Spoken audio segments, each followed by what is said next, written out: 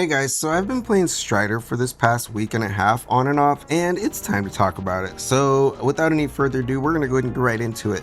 Strider was first released in Japan as Strider Hiryu in 1989, and it was a hack and slash platform game that was developed and published by Konami for arcades.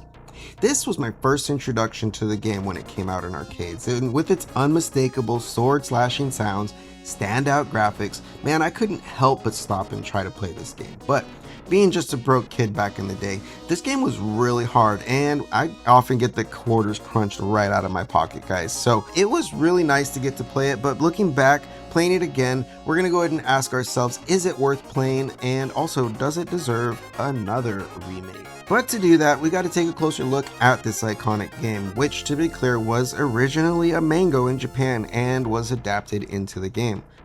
The game came about as a result of cooperation between Capcom and publisher Moto Kikaku. It marked the video game's debut of Strider after the character was introduced first in the manga in 1998. But in the arcade version, the Strider story is not really relevant, but for the most part, it's set in the future in which Earth is ruled by an evil master named Mayo.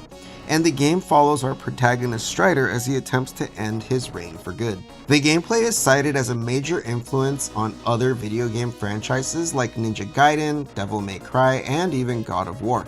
And it became one of Capcom's earliest hits, which was praised for its innovative gameplay as well as its diverse and unique music. Speaking of music, the original arcade game soundtrack was composed entirely by video game music composer Junko Tamiya. Probably butchered that name too, but she was not credited for her work in the arcade version, although she did get a mention as part of the original arcade staff in some console adaptations.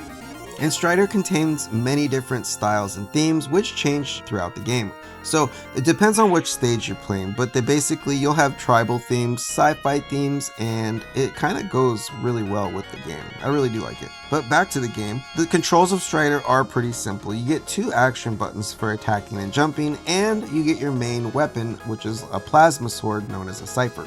The game also lets you perform a few acrobatic combos like the cartwheel jump, and you can also slide under or through certain obstacles and enemies. You're also able to latch onto certain platforms and climb across walls and ceilings using a metallic hook, which you really don't get to see. You just kind of think he's grabbing onto stuff. Another aspect of the game which I kind of like is that while running down sloped surfaces, you get to gain momentum which allow you to do longer cartwheel jumps than usual, and when it's presented, it's often required to progress in the game. You'll also get lots of power-ups in the game as you play, and you get these from item boxes which are carried by certain enemies. My favorite upgrade is the extension to Hiryu's Cypher, so it basically gives you a longer attack range for 100 slashes. You also can get a power-up which will make you invincible to attack and also increases your abilities because you get shadow images of yourself for 15 seconds, which gives you like a triple attack. And when I was talking about upgrades and power-ups, one of the upgrades you can get is a robotic companion known as an option. These are, that's not really the best name for your companion, but they're super helpful and you shouldn't skip them when you get a chance. They often provide massive advantages to gameplay and will help you defeat your enemies. So these helpers can consist of up to 2 little androids that'll follow you around, or you can upgrade to a saber-toothed robo-tiger. You also get a robot hawk, but I don't really know what he does. So these options are known respectively as options A, B, and C. It's kind of messed up, but I guess it works. And the game has 5 stages, each having its own vibe and feel. You get to start out in the Soviet Republic called St. Petersburg. Then you move into the Siberian wilderness before you get onto an aerial battleship known as the Balrog. After that, you move into a jungle stage, then the Grandmaster's lair before moving basically into outer space. Each stage is divided into smaller sections, but it's always nice when you can hit a checkpoint because this game can be brutal. One of the reasons why is you only get a 3-point health gauge. You can increase it to 5 points, but it's kind of R&D based on what power-ups you find along the way. Because although the power-ups are basically found in the same spot, they may not always give you the same items. But since it's an arcade game, you do get those unlimited continues, and this game is one of the games that does not put you all the way back at the beginning. It'll just put you at a checkpoint, which is not terrible, especially if you're the type that likes to emulate. So now we're down to it. Is this game worth playing today? Well, if you like a challenge and pattern-based beat-em-ups, then this will fully fill that need. And with stellar graphics, fun gameplay, and fresh music and level design, this game can totally be worth it. But it's super challenging, so just be aware that if you are not used to pattern-based gameplay, this game might kind of kick your ass. But now, does it deserve a remake?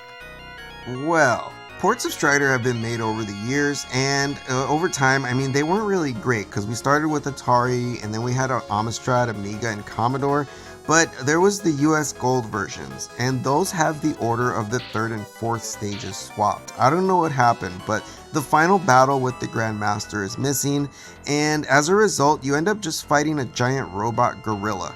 The ending was changed through several events, and it basically is stated that the ending is a simulation that you were just playing, which is super lackluster, and I'm not really sure what happened.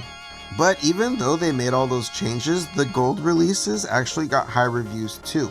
And they eventually fixed the final version with the Grandmaster added in, but the ending credits still stayed the same, saying it was all just a simulation.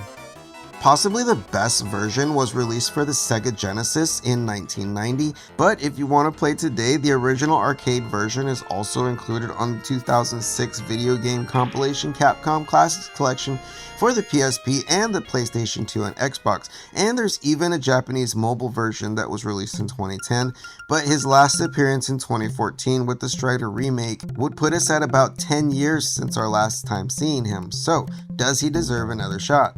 Well, I think the only way this is going to work is if they give it the Legend of Zelda treatment and change it from the 2D, 2.5D gameplay and go full 3D, guys. Again, not just any game engine's going to work for this, but if they use like maybe the Unreal Engine the same way they did with the old God of War games, then this game might actually work. But as the game is, it's been re-released way too many times to count, and doing it again with the same gameplay styles only gonna add a stain to this iconic legend. So for me, I say no remake unless we can make some needed changes and refresh this iconic arcade classic. But what do you guys think? Let me know in the comments. Because that's all I got today, guys. I just wanted to say thanks for watching this video. You're amazing, and I'll see you in the next one.